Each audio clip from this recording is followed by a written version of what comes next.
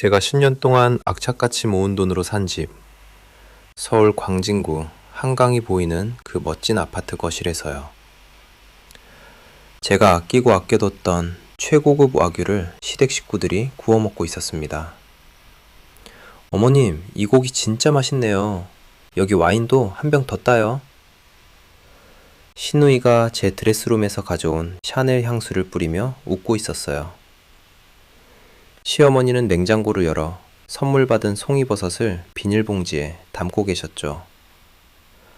남편은 소파에 비스듬히 기대 앉아 맥주캔을 따고 있었습니다.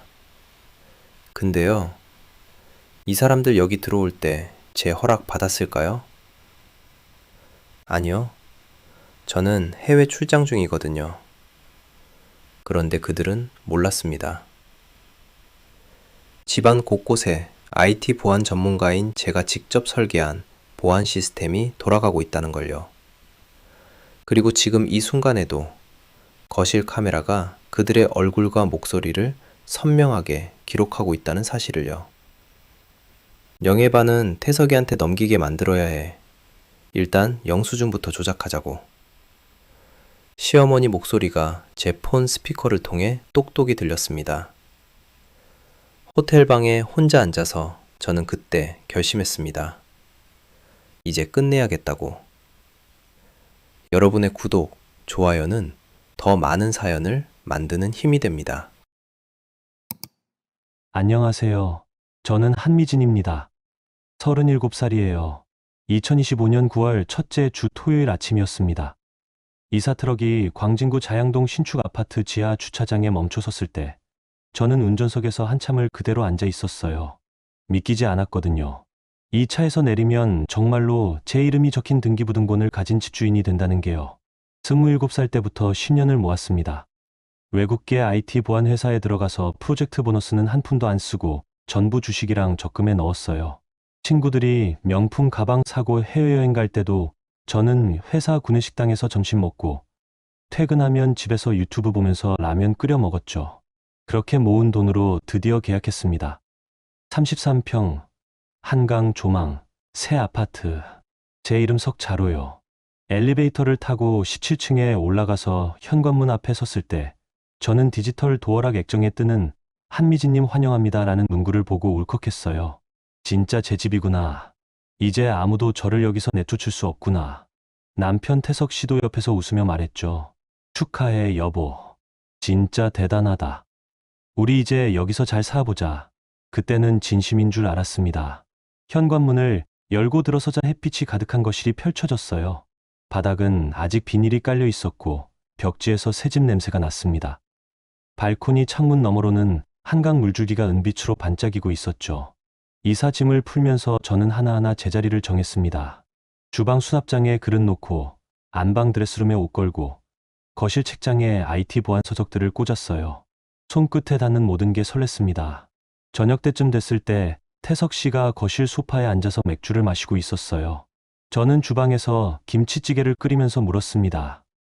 여보, 우리 엄마한테 집들이 언제 오시라고 할까?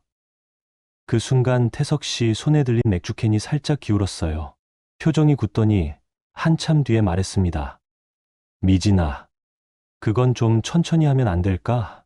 저는 국자를 든 채로 고개를 돌렸습니다. 왜? 우리 엄마 언제든 환영이지.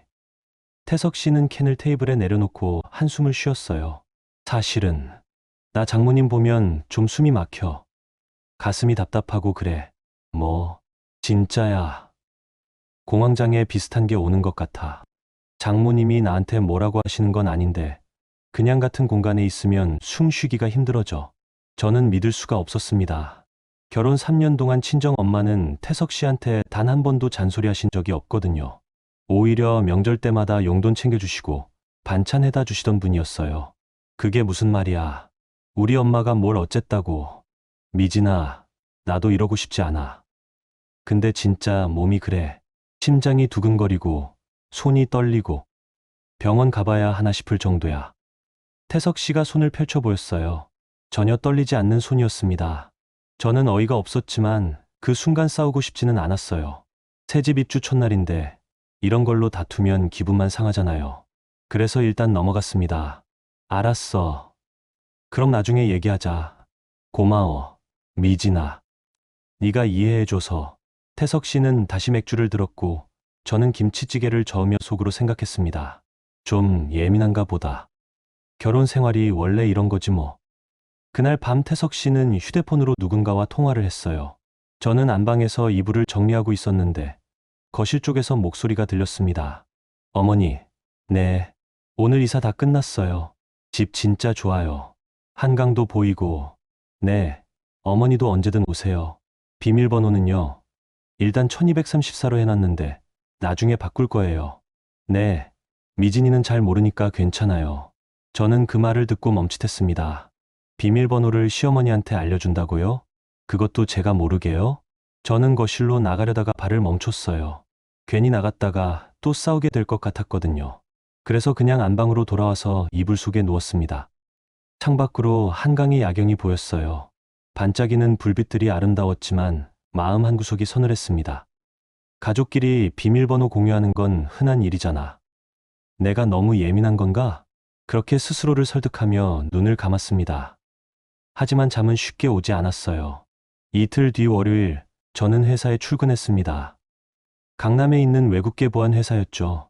동료들이 축하한다며 커피를 사줬어요. 미진 씨, 집착만 축하해요. 광진구 한강변이면 완전 대박인데 10년 모았다며? 진짜 대단하다. 나는 언제 집 살 수 있을까? 저는 웃으며 고맙다고 했습니다. 그런데 속으로는 계속 불편한 마음이 남아 있었어요. 태석 씨가 장모님 출입을 막아달라고 한 것, 시어머니한테 비밀번호를 몰래 알려준 것, 점심시간에 친정 엄마한테 전화를 걸었습니다. 엄마, 나 이사 다 끝났어. 주말에 집들이 오실래? 엄마 목소리는 밝았어요. 오냐, 우리 미진이. 엄마가 반찬 싸갖고 갈게. 된장찌개랑 김치전도 해줄까? 응, 좋아. 그럼 토요일에 올래? 그래, 그럼 엄마가 금요일 저녁에 반찬 해놓고 토요일 아침에 갈게. 전화를 끊고 나서 저는 태석 씨한테 문자를 보냈습니다. 여보, 이번 주 토요일에 우리 엄마 오신대. 한참 뒤에 답장이 왔어요. 미진아, 나 그날 회사 야근이야. 미안. 야근이라니. 토요일에요? 저는 다시 물었습니다. 토요일에 무슨 야근이 있어? 갑자기 프로젝트 일정 당겨져서. 어쩔 수 없어. 저는 더 이상 문자를 보내지 않았습니다. 뭔가 이상했지만 확신할 수는 없었거든요. 금요일 저녁 집에 돌아왔을 때 현관 신발장에 낯선 구두가 놓여 있었어요. 여자 구두였습니다. 사이즈 250점, 제 사이즈보다 컸죠. 거실로 들어서니 태석 씨가 시어머니, 시누이와 함께 소파에 앉아 있었습니다. 어머님, 아가씨, 어떻게 오셨어요? 시어머니는 밝게 웃으며 일어나셨어요. 미진아, 새집 구경 왔지? 우리 태석이가 비밀번호 알려줘서 그냥 들어왔어. 아, 네. 저는 어색하게 웃으며 가방을 내려놓았습니다. 시누이는 제 드레스룸 쪽을 기웃거리고 있었어요. 언니, 여기 옷장 진짜 크다. 나도 이런 집 갖고 싶다. 시어머니가 냉장고를 열어보시더니 말씀하셨습니다. 미진아, 냉장고에 뭐가 별로 없네. 내가 다음에 반찬 좀 해다 줄게. 괜찮아요, 어머님. 제가 알아서 할게요. 아이고, 며느리가 그래도 되냐. 가족인데. 그날 저녁 시댁 식구들은 2시간쯤 있다가 가셨어요. 현관문이 닫히고 나서야 저는 한숨을 쉬었습니다. 거실 소파에 앉아있는 태석 씨한테 물었어요. 여보, 내일 우리 엄마 오시는 거 알지? 응, 알아. 그럼 야근은 취소된 거야? 태석 씨는 TV를 보며 대답했습니다. 아니, 나 내일 진짜 야근이야. 미안한데 네가 혼자 모셔. 저는 더 이상 말하지 않았어요. 말해봤자 소용없을 것 같았거든요. 침대에 누워서 저는 천장을 바라봤습니다. 제 이름으로 산 집인데 왜 이렇게 불편한 걸까요? 친정 엄마는 올 수 없고 시댁 식구들은 비밀번호를 알고 자유롭게 드나드는 이 상황이요. 창밖으로 한강 야경이 보였습니다. 여전히 아름다웠지만 첫날 밤처럼 설레지는 않았어요. 현관 도어락 액정에는 여전히 한미진님 환영합니다라는 문구가 떠 있었습니다. 하지만 정작 환영받지 못하는 사람은 저였습니다. 제 집에서요. 그 다음 주 수요일 저는 부산 출장을 갔습니다. 회사에서 신규 보안 프로젝트 PT가 있었거든요. 아침 일찍 KTX를 타고 내려가서 오후 늦게까지 미팅을 했어요. 출장 전날 밤, 친정 엄마한테 전화가 왔었습니다. 미진아, 엄마가 내일 내 집에 반찬 좀 갖다 놓고 올까? 된장이랑 김치 담갔는데 맛있게 됐어. 엄마, 나 내일 부산 출장이야. 저녁 때나 들어올 것 같아. 그래도 괜찮아. 엄마가 냉장고에 넣어두고 올게. 사위한테 미리 말해 놓을게. 응, 그럼 고마워. 엄마. 전화를 끊고 저는 태석 씨한테 말했어요. 여보, 내일 우리 엄마가 낮에 반찬 갖다 놓고 가신대. 집에 있으면 문 좀 열어줘. 태석 씨는 휴대폰을 보며 대답했습니다. 응, 알았어. 부산에서 PT를 마치고 저는 호텔방에 들어갔어요. 시계를 보니 오후 6시였습니다. 엄마한테 전화를 걸었죠. 엄마, 반찬 잘 두고 오셨어? 그런데 엄마 목소리가 이상했어요. 평소보다 작고 힘이 없었습니다. 응. 미진아. 그냥 집에 왔어. 왜? 무슨 일 있었어? 아니야, 괜찮아. 사위가 몸이 안 좋다고 하더라. 엄마가 다음에 가기로 했어. 몸이 안 좋다고? 아침에는 멀쩡했는데. 미진아, 괜찮아. 엄마가 너무 갑자기 간 것 같기도 하고. 다음에 미리 연락하고 갈게. 엄마 목소리에서 상처받은 기색이 느껴졌어요. 하지만 엄마는 더 이상 말하지 않으셨습니다. 그래, 엄마. 나 내일 들어가서 얘기할게. 전화를 끊고 저는 태석 씨한테 문자를 보냈습니다. 여보, 우리 엄마가 무슨 말씀하셨어? 반찬 못 두고 오셨다는데? 답장이 왔어요. 미안. 갑자기 배가 아파서 문 못 열어줬어. 화장실에 있었거든. 그럼 문자라도 보내주지. 엄마가 얼마나 기다리셨을까? 진짜 미안해. 다음엔 꼭 문 열어줄게. 저는 더 이상 문자를 하지 않았습니다. 뭔가 석연치 않았지만 부산에 있는 상황에서 따질 수도 없었거든요. 다음 날 저녁 서울로 돌아와서 집 문을 열었을 때 이상한 냄새가 났습니다. 향수 냄새였어요. 제가 쓰는 향수가 아니었습니다. 달콤하고 진한 낯선 향이었죠. 거실로 들어서니 소파 쿠션이 어지러이 놓여 있었어요.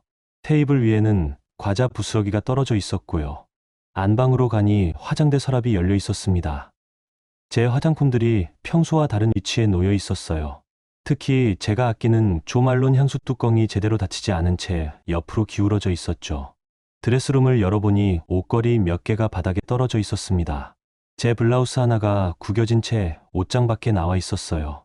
냉장고를 열었을 때는 정말 기가 막혔습니다. 제가 주말에 장 봐서 채워뒀던 식재료들이 반 이상 사라져 있었거든요. 특히 마트에서 비싸게 산 한우 등심이랑 송이버섯, 그리고 와인이 통째로 없어져 있었어요.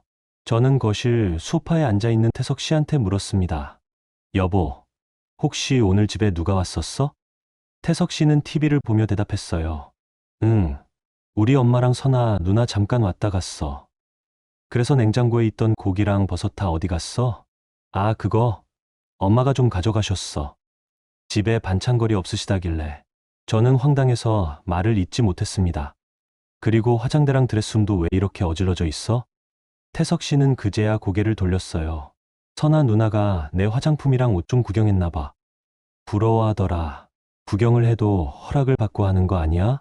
미진아, 가족인데 그 정도는 괜찮잖아. 너무 따지지 마. 가족이라고 해도 이건 내 물건이고 내가 산 거잖아.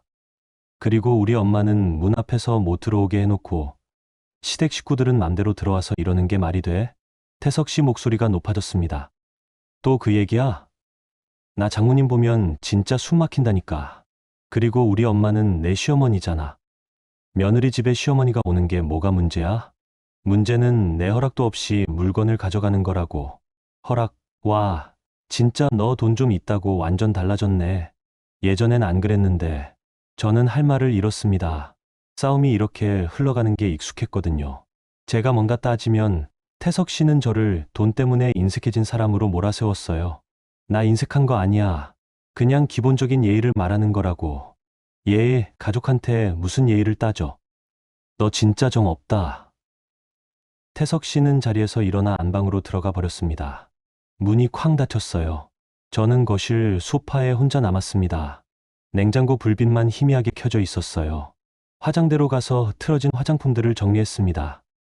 조 말론 향수병을 들어보니 절반 가까이 줄어 있었어요. 한 병에 15만 원짜리였는데 드레스룸에서 구겨진 블라우스를 집어들었을 때 옷에서도 그 낯선 향수 냄새가 났습니다. 누군가 이걸 입어본 거예요. 저는 빨래 바구니에 블라우스를 던지고 옷장 문을 닫았습니다. 침대에 누워서 천장을 바라봤어요. 이 집은 분명 제 이름으로 샀는데 왜 제 물건을 제 마음대로 못 지키는 걸까요? 핸드폰을 꺼내 친정 엄마한테 문자를 보냈습니다. 엄마, 어제 집에 왔을 때 무슨 일 있었어? 사위가 뭐라고 했어? 한참 뒤에 답장이 왔어요. 아니야, 미진아. 괜찮아. 엄마가 너무 갑자기 찾아간 것 같아서 다음엔 미리 얘기하고 갈게. 엄마 문자를 읽으며 저는 알았습니다. 뭔가 있었구나. 하지만 엄마는 딸한테 짐이 되기 싫어서 말하지 않는 거구나. 창밖으로 한강 야경이 보였어요. 여전히 반짝이는 불빛들이었지만 이제는 전혀 아름답게 느껴지지 않았습니다. 며칠 뒤 퇴근길에 친정집에 들렀어요. 엄마는 저녁 준비를 하고 계셨습니다. 엄마, 지난번에 우리 집 갔을 때 무슨 일 있었어? 솔직히 말해봐. 엄마는 당근을 썰다가 손을 멈추셨어요.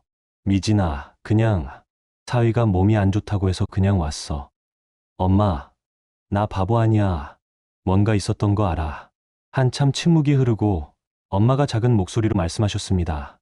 미진아, 엄마가 초인종 눌렀는데 인터폰으로 사위가 나왔어. 그래서 엄마가 사위 반찬 갖다 놓고 갈게요 했더니 뭐라고 했는데 어머님, 죄송한데 오늘 몸이 좀 안 좋아요. 다음에 미리 연락하고 방문해 주세요라고 하더라. 그래서 엄마가 그래요? 그럼 문 좀 열어주세요. 반찬만 냉장고에 넣어놓고 갈게요 했는데 엄마 목소리가 떨렸어요. 문을 안 열어주더라. 엄마가 10분 넘게 기다렸는데 결국 문 안 열어줬어. 제 가슴이 철렁 내려앉았습니다. 분이나 서 계셨어? 응. 복도에서 혹시 화장실 가신 건가 싶어서 기다렸는데 끝까지 문 안 열어줬어. 그래서 엄마가 그냥 내려왔지. 엄마 눈가가 붉어졌어요. 울먹이는 목소리로 말씀하셨습니다. 미진아, 엄마가 뭘 잘못했을까? 사위한테 무례한 짓을 한 적이 있나? 엄마 잘못 아니야. 엄마는 아무 잘못도 없어. 저는 엄마를 꼭 안았습니다. 64살 엄마가 딸이 산집 앞에서 10분 동안 복도에 서 계셨다는 게 반찬통을 들고요. 너무 비참했어요. 그날 밤 집에 돌아와서 저는 태석 씨한테 물었습니다. 여보, 지난주 수요일에 우리 엄마가 집에 오셨을 때 정말 화장실에 있었어? 태석 씨는 잠깐 멈칫하더니 대답했어요.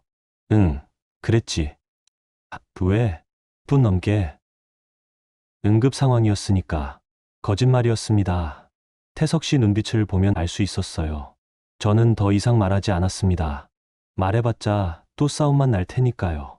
하지만 그날부터 저는 마음속에 작은 금이 간 걸 느꼈어요. 남편에 대한 믿음에요. 현관 도어락을 바라보며 생각했습니다. 이 비밀번호 바꿔야 하나? 하지만 바꾸면 또 싸움이 날 게 뻔했어요. 그래서 그냥 두었습니다. 그게 잘못이었다는 걸 저는 나중에야 알았습니다. 입주한 지 한 달이 지났을 때쯤 저는 퇴근할 때마다 불안해지기 시작했습니다. 집 문을 열면 또 뭐가 바뀌어 있을까, 뭐가 없어져 있을까 하는 걱정이 들었거든요. 그리고 그 불안은 매번 현실이 되었어요. 어느 목요일 저녁 현관문을 열었을 때 또 그 향수 냄새가 났습니다. 이번엔 더 진했어요. 거실 소파에는 쿠션이 바닥에 떨어져 있었고 테이블 위에는 립스틱 자국이 묻은 와인잔이 놓여 있었죠. 주방으로 가니 싱크대에 설거지가 쌓여 있었어요. 접시 4개, 포크와 나이프, 와인잔 2개. 누군가 여기서 식사를 한 거예요. 냉장고를 열었을 때는 한숨이 나왔습니다. 지난주에 백화점에서 산 프리미엄 과일들이 통째로 사라져 있었어요. 샤인머스켓 한 박스, 멜론 2개, 그리고 청송 사과. 드레스룸으로 가니 이번엔 제 옷들이 걸려있는 순서가 바뀌어 있었습니다. 블라우스 섹션에 스커트가 끼어 있고 코트가 바닥에 떨어져 있었어요. 욕실 화장대를 보니 제 스킨케어 제품들이 절반쯤 줄어 있었습니다. 특히 50만 원짜리 에센스가 거의 바닥이 보일 정도였죠. 저는 거실 소파에 앉아 핸드폰을 꺼냈습니다. 그리고 조용히 스마트 홈 앱을 열었어요. 제가 집을 샀을 때 보안 시스템을 직접 설계했거든요. 도어락 출입 기록, 실내 온도 센서, 그리고 거실 카메라까지. 도어락 기록을 확인했습니다. 오후 2시 17분 출입, 오후 5시 43분 퇴실. 누군가 오늘 오후에 3시간 반 동안 집에 있었던 거예요. 저는 카메라 녹화 기록을 돌려봤습니다. 화면에는 시누이와 시어머니가 나왔어요. 두 분은 소파에 앉아 와인을 따르고 있었습니다. 제가 아끼던 프랑스 와인이었죠. 언니, 여기 진짜 좋다. 나도 이런 집 갖고 싶어. 아가씨가 와인을 홀짝이며 말했어요. 우리 며느리가 돈을 잘 벌어서 그렇지. 근데 이것도 결국 우리 태석이 집이나 마찬가지잖아. 시어머니 목소리였습니다. 맞아요. 부부 재산은 공동 재산 아니에요? 그런 바는 오빠 거네요. 그럼. 며느리가 아무리 자기 돈으로 샀다고 해도 결혼했으면 가족 재산이지. 두 분은 냉장고에서 과일을 꺼내 먹었습니다. 제 샤인머스켓을요. 아가씨가 드레스룸으로 걸어가는 모습이 보였어요. 옷장을 열고 제 블라우스를 몸에 대보더니 말했습니다. 어머니, 이거 나한테 어울리지 않아요? 언니가 워낙 많이 가지고 있으니까 하나쯤 가져가도 모를 것 같은데. 그래, 가져가. 어차피 며느리가 입을 것도 많잖아. 아가씨는 블라우스를 가방에 넣었어요. 제가 지난달에 70만 원 주고 산 실크 블라우스였습니다. 저는 핸드폰 화면을 끄고 한참 동안 가만히 앉아 있었어요. 분노가 치밀어 올랐지만 동시에 무력감도 느껴졌습니다. 현관문이 열리는 소리가 들렸어요. 태석 씨가 퇴근한 거였습니다. 여보, 다녀왔어. 저는 소파에서 일어나 태석 씨를 마주봤어요. 여보, 오늘 집에 누가 왔었어? 응, 몰라. 내가 어떻게 알아. 도어락 기록 보니까 오후에 누가 들어왔다 나갔던데. 태석 씨 표정이 살짝 굳었어요. 아, 그거? 우리 엄마랑 선아, 누나가 잠깐 들렀나 보네. 또? 응. 근처 지나가다가 들른 거겠지. 여보, 이거 좀 심한 거 아니야? 나한테 말도 없이 자꾸 집에 와서. 미진아, 가족인데 뭐가 문제야? 문제는 내 물건들을 마음대로 가져간다는 거야. 오늘 냉장고에 있던 과일 다 없어졌어. 그리고 내 옷도 없어진 것 같고. 태석 씨가 큰 소리를 냈습니다. 또 시작이네. 과일 몇 개 가져갔다고 그래? 옷 한두 벌 빌려갔다고 그래? 빌려간 게 아니라 가져간 거잖아. 나한테 허락도 안 받고. 허락? 시어머니한테 허락을 받아야 해. 너 정말 돈 좀 있다고 완전 사람 무시하네. 나 사람 무시하는 거 아니야. 그냥 기본적인. 기본. 너한테 기본은 가족을 도둑 취급하는 거야. 와, 진짜 대단하다. 태석 씨는 안방으로 들어가 버렸어요. 또 문이 쾅 닫혔습니다. 저는 거실에 혼자 남았어요. 와인잔을 들어 싱크대에 가져가서 설거지를 시작했습니다. 남의 입술, 자국이 묻은 제 잔을요. 그날 밤 저는 잠들지 못했습니다. 침대에 누워서 계속 생각했어요. 이대로는 안 되겠다. 감정적으로 싸워봤자 저만 속 좁은 사람이 될 뿐이었습니다. 태석 씨는 매번 가족이라는 말로 저를 막아섰고 저는 그 앞에서 할 말을 잃었어요. 하지만 저는 10년간 IT 보안 전문가로 일해온 사람이었습니다. 감정이 아니라 데이터로 싸우는 법을 아는 사람이었죠. 저는 노트북을 켜고 스마트 홈 시스템 설정을 열었어요. 그리고 조용히 몇 가지를 설정했습니다. 첫째, 거실 카메라 녹화 용량을 확대했습니다. 모든 출입 기록을 최소 30일간 저장할 수 있게요. 둘째, 도어락 출입 기록을 자동으로 제 이메일로 전송되게 설정했어요. 누가 언제 들어오고 나가는지 실시간으로 확인할 수 있게요. 셋째, 냉장고 내부 카메라를 추가 설치하기로 했습니다. 뭐가 언제 사라지는지 정확히 기록하기 위해서요. 넷째, 드레스룸에도 소형 카메라를 달기로 했어요. 이 모든 걸 설정하면서 저는 슬펐습니다. 제 집에 제가 보안 시스템을 깔아야 한다는 게요. 그것도 가족을 감시하기 위해서요. 하지만 달리 방법이 없었어요. 다음 날 퇴근길에 저는 전자상가에 들러 초소형 카메라 2대를 샀습니다. 집에 돌아와서 드레스룸 옷장 위쪽 모서리에 하나, 냉장고 위쪽에 하나를 설치했어요. 태석 씨는 눈치채지 못했습니다. 저녁 먹으면서 평소처럼 TV를 보고 있었거든요. 그날 밤 저는 핸드폰으로 새로 설치한 카메라 화면을 확인했어요. 선명하게 잘 나왔습니다. 이제 증거를 모으자. 저는 속으로 다짐했어요. 감정이 아니라 사실로 싸우겠다고. 일주일 뒤 제가 모은 기록은 이랬습니다. 월요일 오후 3시 시어머니와 아가씨 출입. 냉장고에서 한우 등심 1kg, 와인 2병 반출. 드레스룸에서 샤넬 재킷 착용 후 반출. 화요일 오후 2시 아가씨 단독 출입. 화장대에서 에스티로더 파운데이션, 디올 립스틱 사용. 거실에서 30분간 체류 후 퇴실. 목요일 오후 4시 시어머니 단독 출입. 냉장고에서 송이버섯, 전복, 과일 다수 반출. 주방 식기 중 본차이나 접시 세트 반출. 금요일 오후 1시 시어머니와 아가씨 출입. 거실에서 와인 파티. 드레스룸에서 에르메스 스카프 착용 후 반출. 한 주 동안 총 4회 무단 침입. 반출 물품 시가 약 350만 원 상당. 저는 이 모든 기록을 스프레드시트에 정리했어요. 날짜, 시간, 출입자, 반출 물품, 예상 금액까지. 그리고 영상 파일은 클라우드에 백업했습니다. 토요일 저녁 시댁 식구들이 또 왔어요. 이번엔 태석 씨가 미리 알려줬습니다. 미진아, 오늘 저녁에 우리 가족들 오기로 했어. 같이 저녁 먹자. 응, 알았어. 저는 대답했지만 속으로는 다른 생각을 하고 있었어요. 좋아. 오늘도 기록해두자. 시어머니와 아가씨가 왔을 때 저는 밝게 웃으며 맞이했습니다. 어머님, 아가씨, 어서 오세요. 미진아, 오늘 고기 사왔어. 우리 같이 구워 먹자. 시어머니가 고기 봉지를 들어 보였어요. 그런데 그게 이상했습니다. 제 냉장고에서 어제 꺼내간 한우였거든요. 포장지에 마트 스티커가 그대로 붙어 있었어요. 제 고기를 가져가서 다시 들고 온 거였습니다. 저는 아무 말도 하지 않았어요. 그냥 웃으며 고개만 끄덕였죠. 거실 카메라는 오늘도 조용히 돌아가고 있었습니다. 증거는 쌓여가고 있었어요. 그리고 저는 기다리고 있었습니다. 결정적인 순간을요. 11월 첫째 주, 저는 싱가포르 출장을 갔습니다. 아시아 보안 컨퍼런스에 참석하는 거였어요.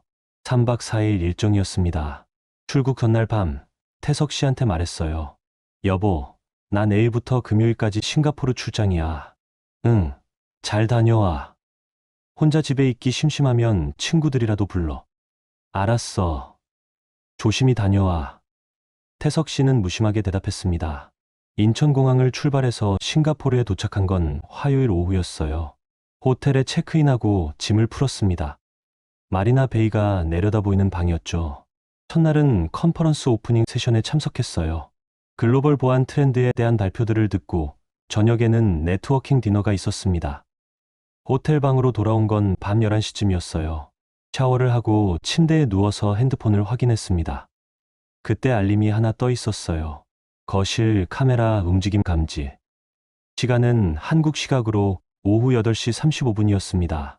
저는 별 생각 없이 앱을 열었어요. 아마 태석 씨가 거실에서 TV를 보고 있겠거니 했죠. 화면이 로딩되고 영상이 나타났습니다. 그런데 화면 속에는 태석 씨만 있는 게 아니었어요. 시어머니, 시아버지, 아가씨, 그리고 아가씨 남편까지. 총 5명이 제 거실 소파에 둘러앉아 있었습니다. 테이블 위에는 고기가 놓여 있었어요. 삼겹살, 갈비살, 그리고 제가 아끼던 와규까지. 와인병도 3개나 열려 있었고요. 시어머니가 웃으며 말했습니다. 역시 며느리 집이 좋네. 이렇게 넓고. 아가씨가 와인을 따르며 맞장구 쳤어요. 맞아요, 어머니. 우리 집은 좁아서 사람 많이 모이면 답답한데 여기는 진짜 좋다. 시아버지가 고기를 굽고 있었습니다. 제 비싼 그릴팬에요. 태석아, 너도 이 집 명의에 이름 넣어야 하는 거 아니냐? 제 심장이 쿵 내려앉았습니다. 태석 씨가 맥주를 마시며 대답했어요. 그게 미진이가 자기 돈으로 샀다고 해서요. 시어머니 목소리가 날카로워졌습니다. 뭐?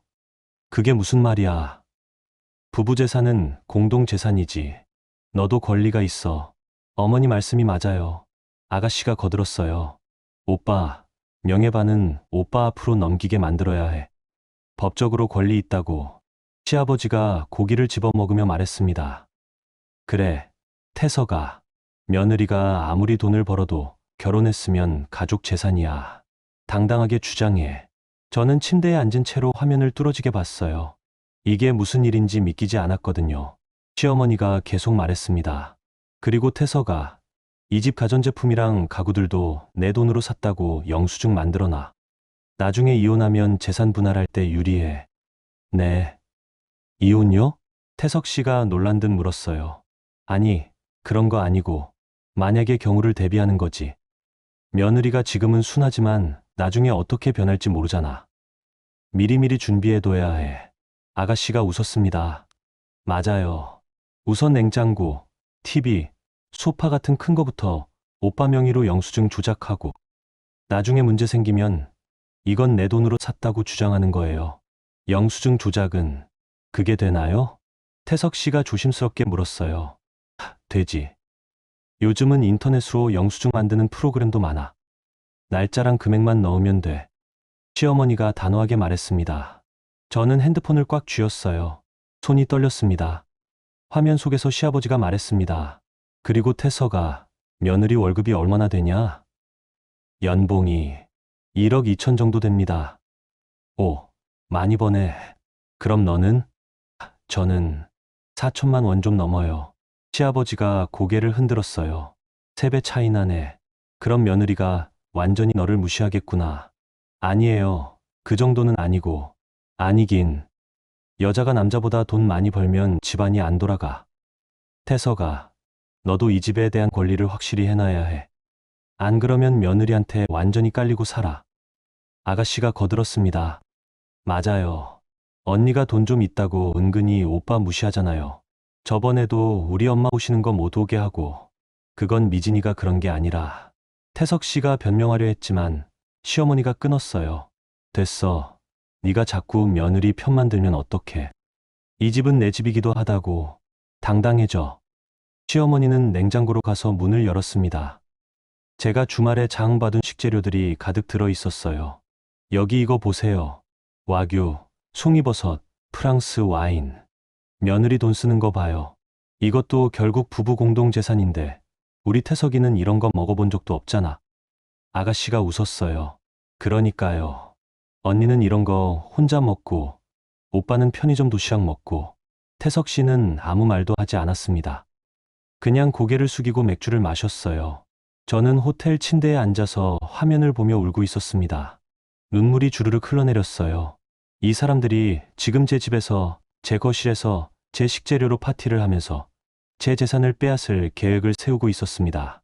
그것도 제가 열심히 일하러 나간 사이에요. 화면 속에서 시어머니가 말했습니다. 태서가, 며느리 친정엄마는 절대 집에 못 오게 해.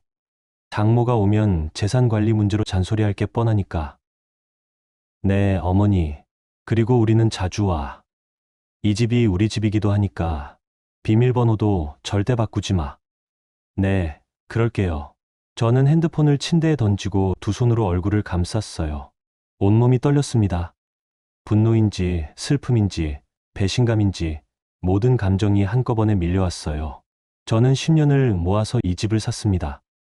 아무것도 없이 시작해서 매일 밤 야근하고 주말에도 공부하고 점심 굶어가며 돈을 모았어요. 그렇게 산 집이 지금 제 뒤에서 저를 배신하는 사람들의 놀이터가 되어 있었습니다. 저는 화장실로 가서 찬물로 세수를 했어요. 거울 속 제 얼굴은 창백했습니다. 진정해. 진정하자. 하지만 진정이 되지 않았어요. 다시 침대로 돌아와서 핸드폰을 들었습니다. 영상은 아직 진행 중이었어요. 화면 속에서 5명은 여전히 웃으며 고기를 먹고 있었습니다. 제 와인을 마시고 제 소파에 앉아서요. 저는 녹화 버튼을 눌렀어요. 이 모든 게 저장되어야 했습니다. 시아버지가 태석 씨한테 물었습니다. 태석아, 며느리는 언제 들어와? 금요일 저녁이요. 그럼 우리 목요일에 한 번 더 올까? 여기서 고기 먹는 게 진짜 좋네. 다들 웃었어요. 저는 화면을 끄고 창밖을 바라봤습니다. 싱가포르 야경이 반짝이고 있었지만 아무것도 보이지 않았어요.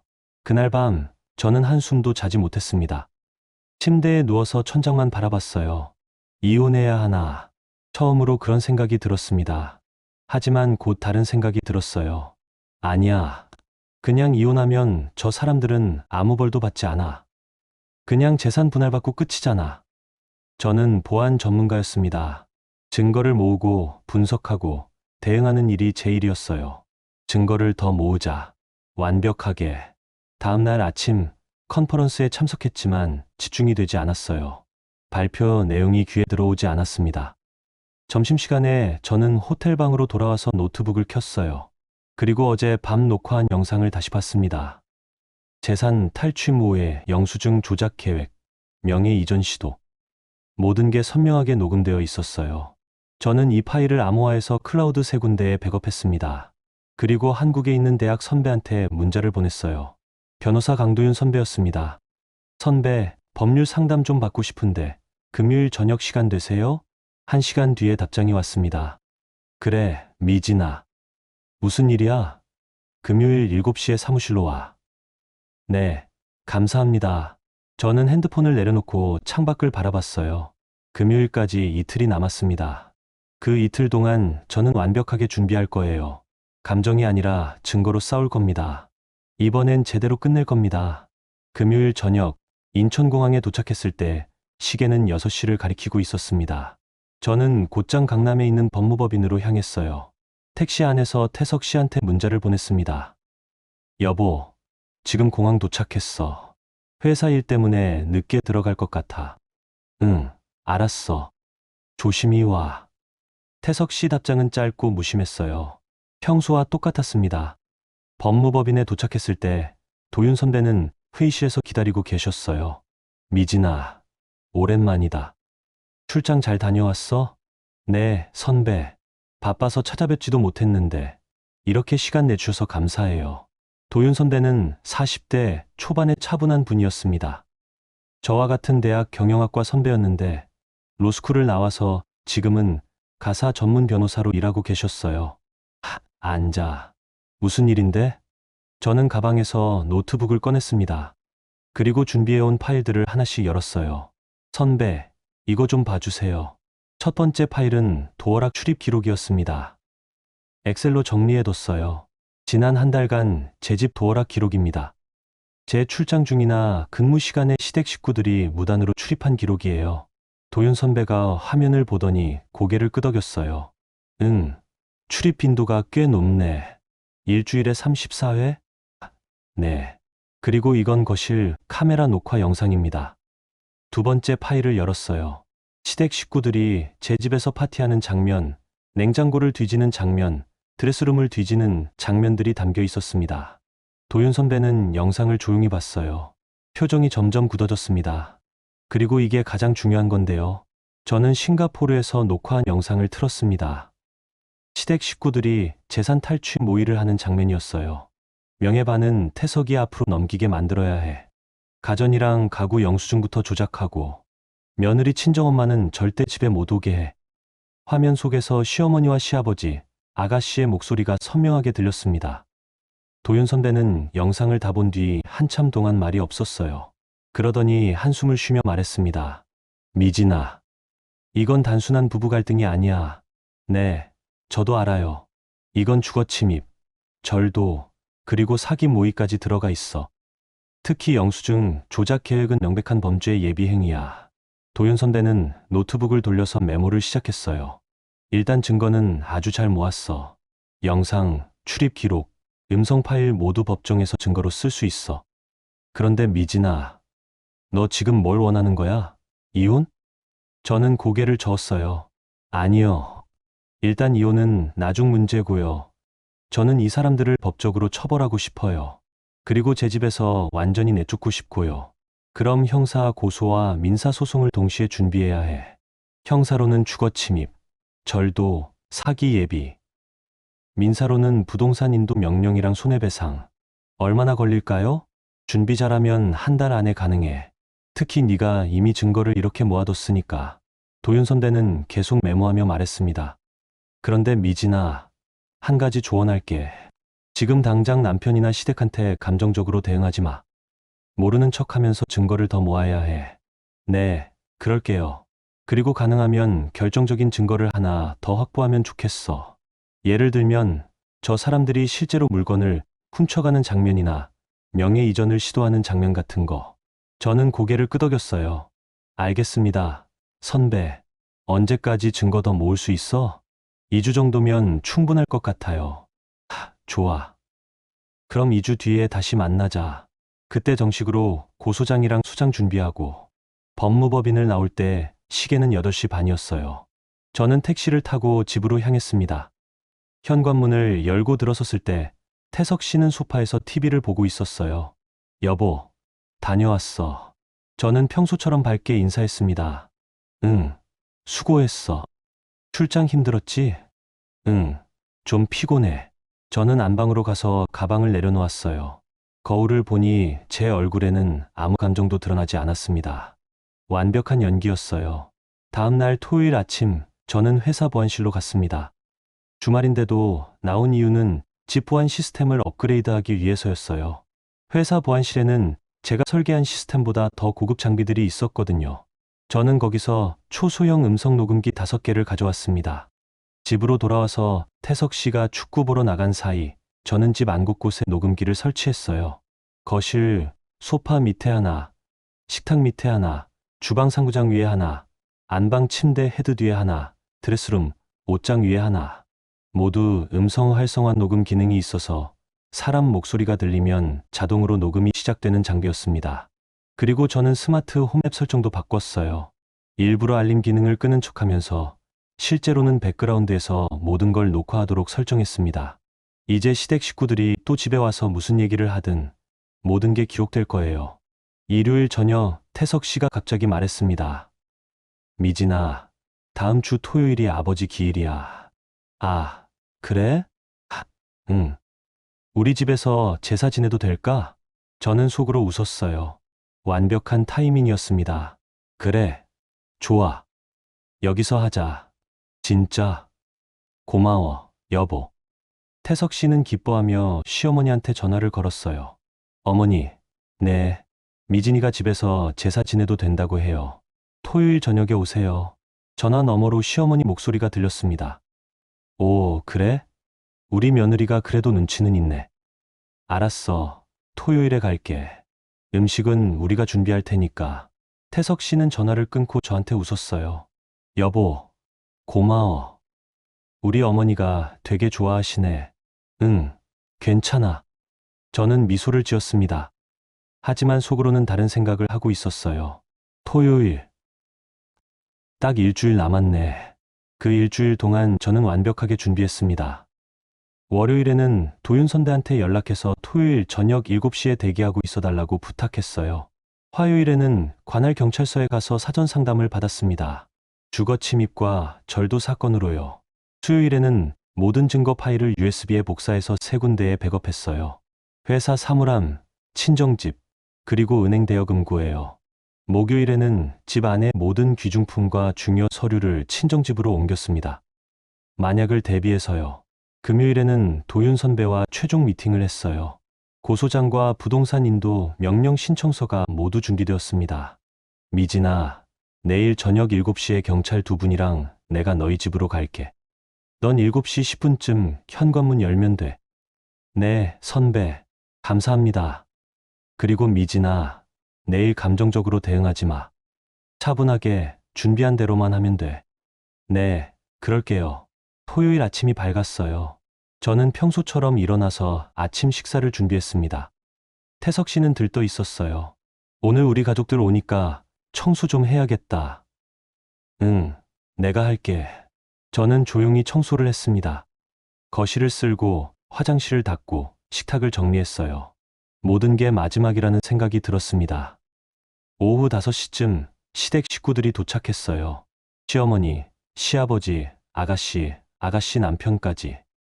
미진아, 우리 왔어. 시어머니는 큰 가방을 들고 들어왔습니다. 제사 음식 재료라며 삼겹살과 갈비를 꺼냈어요. 제 냉장고에서 가져간 고기였습니다. 마트 스티커가 그대로 붙어 있었거든요. 어머님, 음식 준비 감사해요. 저는 웃으며 말했습니다. 그래, 우리 며느리. 오늘은 네가 편히 쉬어. 우리가 다 준비할게. 시댁 식구들은 주방을 점령했어요. 고기를 굽고 음식을 차리고 와인을 따랐습니다. 저는 안방에 들어가 문을 닫았어요. 그리고 핸드폰을 꺼내 도윤 선배한테 문자를 보냈습니다. 선배, 준비 완료했어요. 7시 10분에 올라오세요. 알았어. 조금만 기다려. 시계를 보니 6시 40분이었습니다. 30분 후면 모든 게 끝날 거예요. 저는 창밖을 바라봤어요. 한강 야경이 보였습니다. 오늘이 이 집에서의 마지막 고통스러운 저녁이 될 거라고 저는 확신했습니다. 7시 정각, 거실에서는 시댁 식구들의 웃음소리가 들렸습니다. 아이고, 이 고기 진짜 맛있네요. 와인도 한 병 더 따요, 어머니. 역시 며느리 집이 좋아. 이렇게 넓고 편하고, 저는 안방에 앉아서 그 소리를 들었어요. 제 집에서 제 음식으로, 제 와인으로 즐기고 있는 사람들의 목소리를요. 핸드폰 알림이 떴습니다. 도윤 선배 문자였어요. 1층 로비 도착. 5분 후에 올라갈게. 네, 선배. 저는 안방 문을 조용히 열고 거실로 나갔습니다. 식탁 위에는 고기가 가득했어요. 삼겹살, 갈비, 그리고 제가 아끼던 와규까지. 시어머니는 제 명품 접시에 음식을 담고 계셨고, 시아버지는 제 와인을 마시고 계셨어요. 아가씨는 드레스룸 쪽으로 걸어가고 있었습니다. 언니, 옷 좀 볼게요. 아, 그래요. 저는 웃으며 대답했어요. 아가씨는 드레스룸 문을 열고 들어갔습니다. 옷장을 뒤지는 소리가 들렸어요. 와, 여기 옷 진짜 많다. 이 코트 예쁜데, 나한테 잘 어울릴 것 같은데. 시어머니가 웃으며 말했습니다. 그럼 가져가. 며느리가 많이 가지고 있으니까. 진짜요? 고마워요, 언니. 아가씨는 제 버버리 코트를 들고 나왔어요. 150만 원짜리였습니다. 언니, 이거 가져가도 돼요? 응, 그래요. 저는 계속 웃고 있었습니다. 시어머니는 냉장고를 열어보셨어요. 여기 와인 좋은 거 많네. 우리 집에 좀 가져가야겠다. 어머니, 이 식기 세트도 예쁜데요? 우리 집에 없는 거니까 몇 개 가져가도 되죠? 아가씨 남편이 주방 찬장을 뒤지며 말했습니다. 그래, 가져가. 어차피 며느리 혼자 쓰기엔 많잖아. 시어머니가 대답하셨어요. 태석 씨는 소파에 앉아서 맥주를 마시고 있었습니다. 아무 말도 하지 않았어요. 시계를 보니 7시 8분이었습니다. 저는 현관 쪽으로 천천히 걸어갔어요. 그리고 도어락 앞에 섰습니다. 핸드폰이 진동했어요. 도윤 선배 문자였습니다. 지금 올라간다. 저는 숨을 깊이 들이마셨어요. 심장이 빠르게 뛰었지만 겉으로는 태연했습니다. 30초 정도 지났을 때 초인종이 울렸습니다. 딩동. 거실에서 시어머니가 물었어요. 미진아, 누가 와? 아, 제 회사 동료들이요. 잠깐 들르기로 했어요. 저는 도어락 버튼을 눌렀습니다. 문이 열렸어요. 도윤 선배가 먼저 들어왔습니다. 그 뒤로 경찰관 두 분이 따라 들어왔어요. 거실이 순식간에 조용해졌습니다. 시어머니 손에 들려있던 와인병이 멈췄어요. 시아버지는 고기를 집다 말고 젓가락을 내려놓았습니다. 아가씨는 드레스룸 문간에 서서 코트를 든 채로 얼어붙었어요. 태석 씨는 소파에서 벌떡 일어났습니다. 미진아. 이게 무슨... 도윤 선배가 명함을 꺼내며 차분하게 말했습니다. 안녕하세요. 저는 법무법인 정도 소속 강도윤 변호사입니다. 이쪽은 광진경찰서 소속 경찰관님들이십니다. 경찰관 한 분이 앞으로 나와 신분증을 보여주셨어요. 저희는 주거침입 및 절도 사건으로 출동했습니다. 여기 계신 분들 신분증 확인 좀 하겠습니다. 시어머니 얼굴이 하얗게 질렸어요. 주거침입? 이게 무슨 소리예요? 우리는 며느리 집에 초대받아서 온 건데. 도윤 선배가 말했습니다. 한미진 씨, 이분들을 초대하신 겁니까? 저는 차갑게 대답했어요. 아니요. 저는 오늘 누구도 초대한 적 없습니다. 뭐라고? 시어머니가 소리쳤어요. 며느리가 무슨 소리를. 네가 오늘 제사 지내도 된다고 했잖아. 저는 핸드폰을 꺼내 녹음 파일을 틀었습니다. 태석 씨 목소리가 흘러나왔어요. 어머니, 네, 미진이가 집에서 제사 지내도 된다고 해요. 그 다음은 시어머니 목소리였습니다. 오, 그래? 우리 며느리가 그래도 눈치는 있네. 저는 녹음을 끄고 말했습니다. 제가 허락한 건 제사였어요. 고기 파티를 하고 제 옷과 물건을 가져가는 걸 허락한 적은 없습니다. 아가씨가 당황해서 말했어요. 언니. 나 이 코트 그냥 빌려가려고. 빌려가는 게 아니라 가져가는 거잖아요. 제 허락도 없이요. 저는 드레스룸을 가리켰어요. 그리고 저기 제 화장대 서랍이 열려 있는 것도 보이네요. 누가 뒤진 거죠? 경찰관이 드레스룸으로 가서 확인했습니다. 화장대 서랍이 열려 있고 화장품들이 흐트러져 있습니다. 도윤 선배가 서류 봉투를 꺼냈어요. 한미진 씨, 이제 이분들께 전달할 서류가 있으시죠? 네. 저는 가방에서 2개의 서류 봉투를 꺼냈습니다. 첫 번째 봉투를 식탁 위에 놓았어요. 고기와 와인 사이예요. 이건 부동산 인도 명령 신청서입니다. 이 집은 제 단독 명의 재산이고 여러분은 제 허락 없이 무단으로 출입하셨어요. 따라서 즉시 퇴거를 명령합니다. 두 번째 봉투도 테이블에 놓았습니다. 그리고 이건 주거침입 및 절도 혐의로 제출할 형사 고소장입니다. 시아버지가 떨리는 목소리로 말했어요. 절도라니. 우리가 뭘 훔쳤다고. 저는 냉장고를 가리켰어요. 지난 한 달간 여러분이 제 냉장고에서 가져간 물건들 모두 카메라에 찍혀 있습니다. 와규, 송이버섯, 와인, 과일, 지가 총합 약 450만 원 상당입니다. 그건. 그리고 드레스룸에서 가져간 제 옷들도 있어요. 실크 블라우스, 샤넬 재킷, 에르메스 스카프. 총 250만 원 상당이죠. 저는 시어머니를 똑바로 쳐다봤어요. 어머님, 며느리 집에서 700만 원어치를 가져가신 게 가족 간의 일인가요? 시어머니는 입을 떨었지만 아무 말도 하지 못했어요. 태석 씨가 다가왔습니다. 미진아. 이건 너무 심한 거 아니야? 우리 가족인데. 저는 태석 씨를 보며 차갑게 말했어요. 가족이요? 가족이 재산 탈취 모의를 하나요? 재산 탈취 모의? 네. 지난주 수요일, 여기 거실에서 여러분이 나눈 대화 기억하세요? 저는 핸드폰을 꺼내 영상을 틀었습니다. TV 화면에 영상이 띄워졌어요. 시댁 식구들이 소파에 앉아 와인을 마시며 대화하는 장면이었습니다. 명예반은 태석이 앞으로 넘기게 만들어야 해. 가전이랑 가구 영수증부터 조작하고 며느리 친정엄마는 절대 집에 못 오게 해. 시어머니와 시아버지의 목소리가 거실에 울려 퍼졌어요. 화면 속에서 시어머니가 말했습니다. 이 집은 결국 우리 태석이 집이야.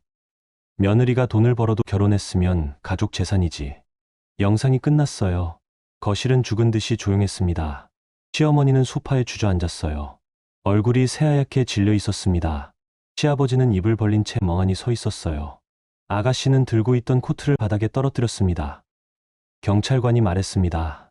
자, 그럼 일단 서장님들 신분증부터 확인하겠습니다. 그리고 경찰서로 동행하셔야 할 것 같습니다. 태석 씨가 제 앞에 무릎을 꿇었어요. 미진아. 제발. 이건 너무하잖아. 저는 태석 씨를 내려다봤습니다. 너무하다고요?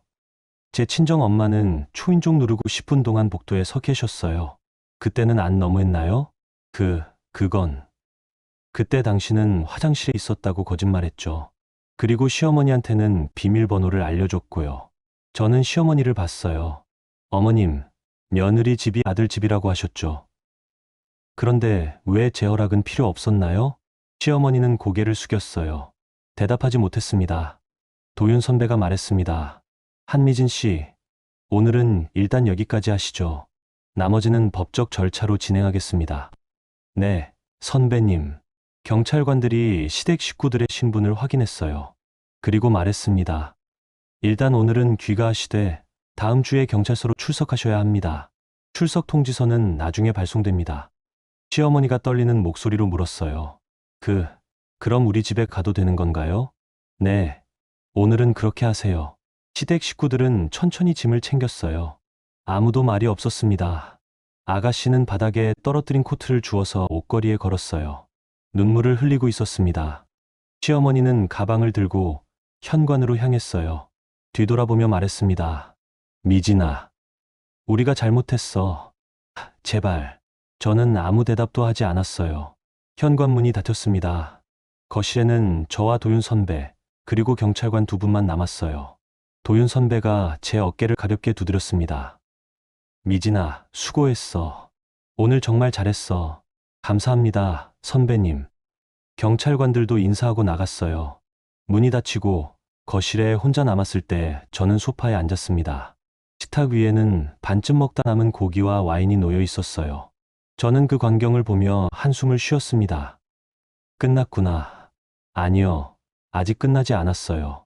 이제 시작이었습니다. 시댁 식구들이 나간 뒤 거실에는 태석 씨만 남아 있었습니다. 소파에 주저앉아 고개를 숙이고 있었어요. 저는 주방으로 가서 물을 한 잔 따랐습니다. 그리고 천천히 마시며 태석 씨를 바라봤어요. 한참 침묵이 흐른 뒤 태석 씨가 떨리는 목소리로 말했습니다. 미진아, 우리 다시 얘기해 볼 수 없을까? 저는 물잔을 내려놓았어요. 무슨 얘기요? 이렇게까지 할 필요는 없잖아. 우리 부부잖아. 법까지 가져올 필요가. 부부라고요? 저는 냉소를 지었어요. 부부면 서로 믿어야 하는 거 아닌가요? 부부면 배우자 부모를 문전박대하면 안 되는 거 아닌가요? 그건 나도 잘못했어. 인정할게. 근데 이혼까지 가는 건 제가 언제 이혼한다고 했죠? 태석 씨가 고개를 들었어요. 눈이 빨갛게 충혈되어 있었습니다. 그럼 이혼은 안 하는 거야? 아직 모르겠어요. 일단 형사 처벌부터 받고 생각해보죠. 저는 노트북을 꺼내 거실 테이블 위에 놓았습니다.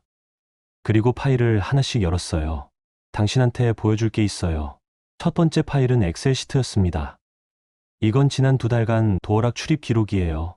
제가 집에 없을 때 시댁 식구들이 무단으로 출입한 기록이죠. 화면을 태석 씨 쪽으로 돌렸어요. 날짜와 시간이 빼곡하게 적혀 있었습니다. 일주일에 평균 34회, 총 26회의 무단 출입이었어요. 그리고 이건 냉장고 카메라 기록이에요. 두 번째 파일을 열었습니다. 화면에는 시어머니가 냉장고 문을 열고 식재료를 비닐봉지에 담는 장면이 나왔어요. 한우 등심, 송이버섯, 샤인머스켓. 하나하나 자기 가방에 넣는 모습이 선명하게 찍혀 있었습니다. 지가 총 450만 원어치예요. 태석 씨는 화면을 보며 말문이 막혔어요. 그리고 이건 드레스룸 카메라예요. 세 번째 파일이었습니다. 아가씨가 제 옷장을 뒤지며 블라우스를 가방에 넣는 장면, 시어머니가 제 에르메스 스카프를 목에 둘러보는 장면이 차례로 나왔어요. 이것도 250만 원 상당이고요. 미진아. 태석 씨가 고개를 떨구며 말했어요. 나도 몰랐어. 우리 엄마랑 누나가 이렇게까지 할 줄은 몰랐다고요? 저는 다음 파일을 열었습니다. 그럼 이건 뭐죠? 화면에는 태석 씨가 시어머니와 통화하는 장면이 나왔어요. 거실 소파에 앉아서요. 어머니, 네. 비밀번호는 1234예요. 미진이는 모르니까 괜찮아요. 냉장고에 좋은 거 많으니까 가져가세요. 어차피 미진이 혼자 다 먹을 수도 없어요. 태석 씨 목소리가 선명하게 들렸습니다. 이것도 몰랐던 거예요? 태석 씨는 얼굴이 새하얗게 질렸어요. 그건. 그리고 가장 결정적인 건 이거예요. 저는 마지막 파일을 열었습니다. 싱가포르 출장 때 녹화한 영상이었어요. 시댁 식구들이 재산 탈취 모의를 하는 장면이었죠. 화면 속에서 시어머니가 말했습니다. 태석아, 이 집 명의에 내 이름도 넣어야 해. 가전이랑 가구 영수증부터 조작하고. 태석 씨가 대답했어요. 그게 어떻게 하는 건데요? 인터넷에 영수증 만드는 프로그램 있어. 날짜랑 금액만 넣으면 돼. 나중에 이혼하면 재산 분할할 때 유리하니까. 이혼까지는 생각 안 하는데 만약을 대비하는 거야.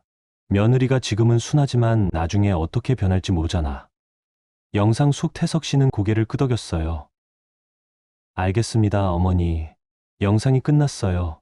저는 노트북을 닫고 태석 씨를 똑바로 쳐다봤습니다.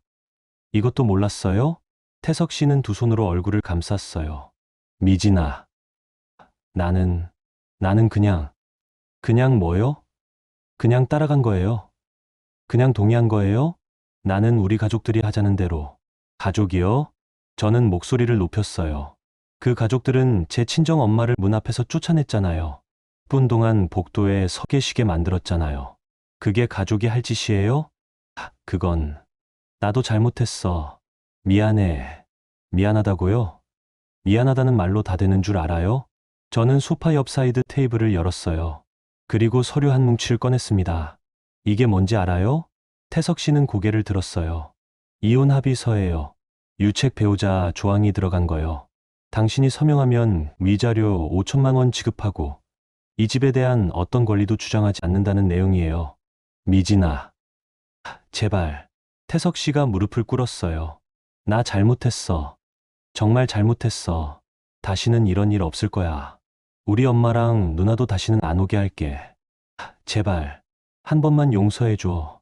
그때 태석 씨가 갑자기 가슴을 움켜쥐었어요. 숨이 안 쉬어져. 뭐 하는 거예요? 공황장애. 진짜 공황장애 와. 병원 가야 해. 태석 씨는 바닥에 주저앉아 헐떡였어요. 과호흡하는 척이었습니다. 저는 차갑게 말했어요. 공황장애요? 그거 우리 엄마 못 오게 할 때 핑계댔던 거 아니었어요? 아니야.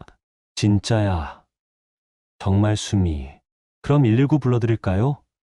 아니면 바로 경찰서 가실래요? 거기 가면 정신 번쩍 들 거예요. 태석 씨의 과호흡이 멈췄어요.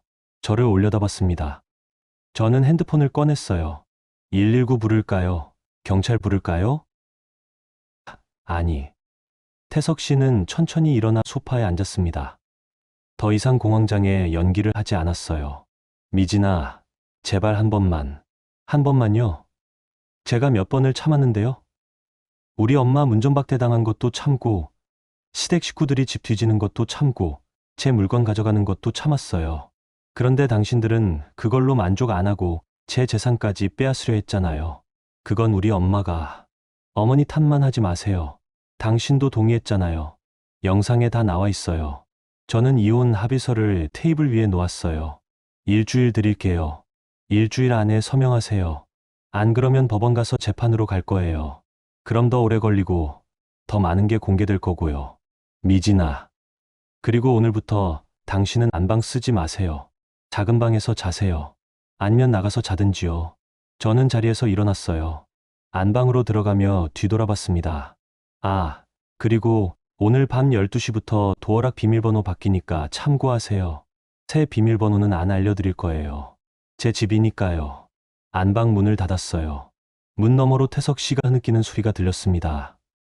하지만 저는 아무 감정도 느끼지 않았어요. 창밖을 보니 한강 야경이 보였습니다. 이제 진짜로 제 집이 될 거예요. 누구의 눈치도 보지 않는, 누구한테도 점령당하지 않는 제 공간이요. 저는 침대에 누웠어요. 그리고 처음으로 편안하게 잠들 수 있을 것 같았습니다. 3개월 후 2월 초의 어느 화요일 오후였습니다. 저는 서울가정법원 조정실에 앉아 있었어요. 도윤 선배가 옆에 계셨고 건너편에는 태석 씨와 그의 변호사가 앉아 있었습니다. 조정위원께서 서류를 넘기며 말씀하셨어요. 양측 모두 조정안에 합의하셨습니까? 도윤 선배가 대답했습니다. 네. 원고 측은 합의합니다. 태석 씨 변호사도 고개를 끄덕였어요. 피고 측도 합의합니다. 좋습니다. 그럼 조정 내용을 최종 확인하겠습니다.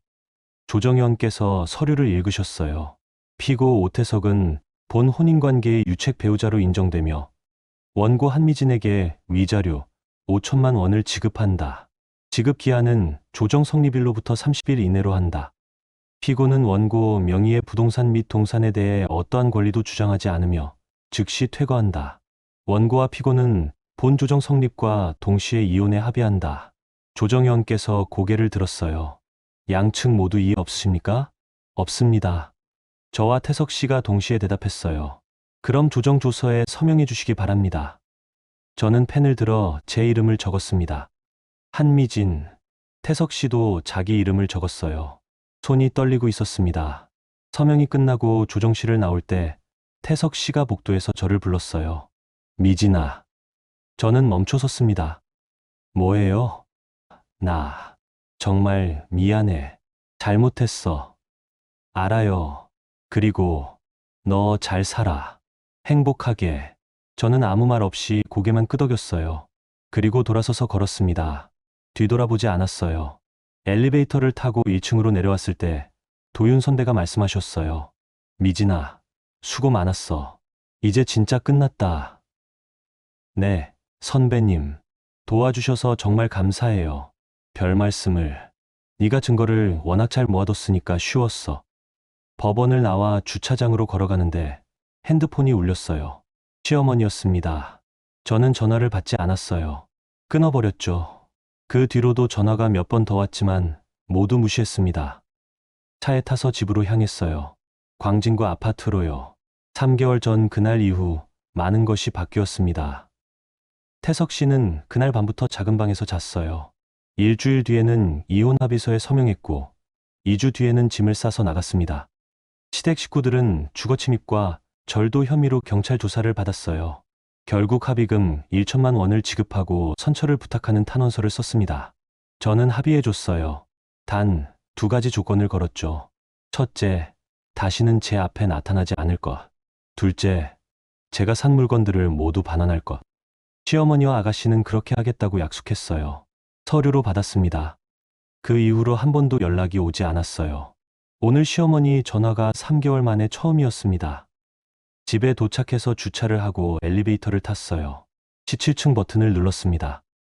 현관문 앞에 섰을 때 도어락 액정에 한미진님 환영합니다라는 문구가 떴어요. 비밀번호를 눌렀습니다. 새로 바꾼 비밀번호였죠. 삑 문이 열렸어요. 거실로 들어서니 햇빛이 가득했습니다. 발코니 창문 너머로 한강이 반짝이고 있었어요. 저는 소파에 앉아 한참 동안 그 풍경을 바라봤습니다. 조용했어요. 평화로웠어요. 누군가 몰래 들어와서 냉장고를 뒤질 걱정도 없었고 제 물건이 사라질 걱정도 없었어요. 그냥 제 집이었습니다. 온전히 제 공간이었어요. 핸드폰을 꺼내 친정 엄마한테 전화를 걸었습니다. 엄마. 오, 미진아. 오늘 법원 다녀왔어? 응. 다 끝났어. 그래. 고생 많았다. 우리 딸. 엄마 목소리가 울먹였어요. 엄마, 이번 주말에 우리 집 올래? 엄마랑 같이 저녁 먹고 싶어. 그래. 엄마가 반찬도 해가지고 갈게. 응. 그리고 엄마, 우리 집 새 비밀번호 알려줄게. 엄마는 언제든 오고 싶을 때 와. 미진아. 비밀번호는 0924야. 엄마 생일. 엄마는 한참 동안 아무 말도 하지 못하셨어요. 숨소리만 들렸습니다. 엄마, 괜찮아? 응. 엄마가 너무 고마워서. 엄마가 뭘 고마워해. 당연한 거지. 전화를 끊고 저는 발코니로 나갔어요. 한강 바람이 불어왔습니다. 2월의 바람은 차가웠지만 상쾌했어요. 토요일 오후 엄마가 집에 오셨습니다. 현관 비밀번호를 누르고 들어오시더니 제 얼굴을 보자마자 눈물을 흘리셨어요. 엄마, 왜 울어? 아니야. 그냥. 네가 대견해서. 엄마는 큰 보따리를 들고 오셨어요. 반찬이 가득 들어 있었습니다.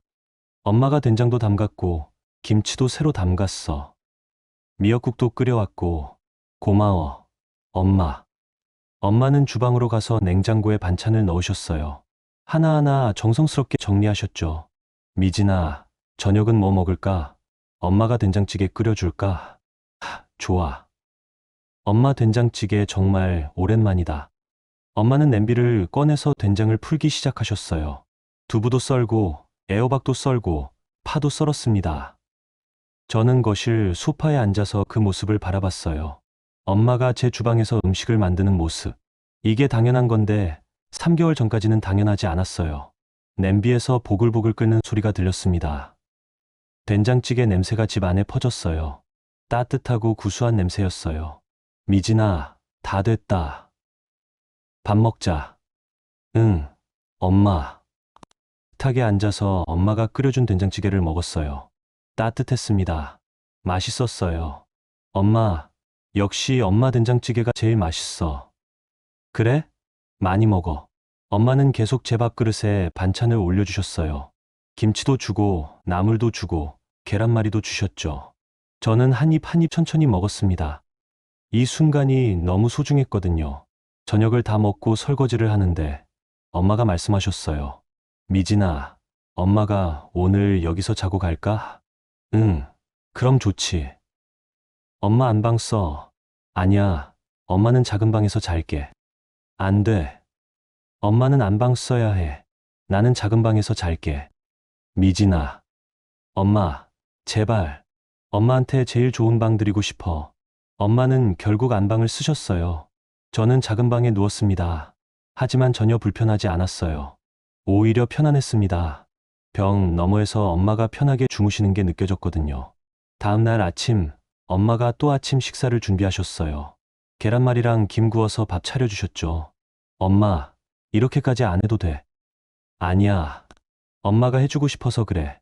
아침을 먹고 엄마를 배웅했어요. 현관문 앞에서 엄마가 말씀하셨습니다. 미진아, 앞으로 엄마가 자주 올게. 괜찮지? 당연하지. 엄마 언제든 와. 여기 엄마 집이기도 해. 고맙다. 우리 딸. 엄마는 저를 꼭 안아주셨어요. 한참 동안요. 엄마가 나가고 문을 닫았을 때 저는 거실에 혼자 남았습니다. 햇빛이 들어오는 거실, 엄마 손때가 묻은 주방, 된장찌개, 냄새가 남아있는 공기. 이제 이 집은 진짜 제 집이었어요. 누구한테도 빼앗기지 않는, 누구의 눈치도 보지 않는, 제가 사랑하는 사람들을 마음껏 초대할 수 있는 공간이었습니다. 저는 발코니로 나가서 한강을 바라봤어요. 2월의 한강은 잔잔했습니다. 햇빛이 물 위에서 반짝이고 있었어요. 10년 동안 모은 돈으로 산 이 집. 3개월 동안의 싸움 끝에 지켜낸 이 공간. 이제 비로소 진짜 내 집이 되었습니다. 그리고 저는 알았어요. 집이란 단순히 내 이름이 적힌 건물이 아니라 내가 사랑하는 사람들과 함께 평화롭게 숨 쉴 수 있는 공간이라는 거요. 핸드폰을 꺼내 도어락 앱을 열었습니다. 비밀번호 목록을 봤어요. 메인 비밀번호 영구이사 엄마 생일, 게스트 비밀번호 삭제됨. 완벽했습니다. 저는 미소를 지으며 핸드폰을 내려놓았어요. 창밖으로 한강바람이 불어왔습니다. 따뜻한 봄이 오고 있었어요.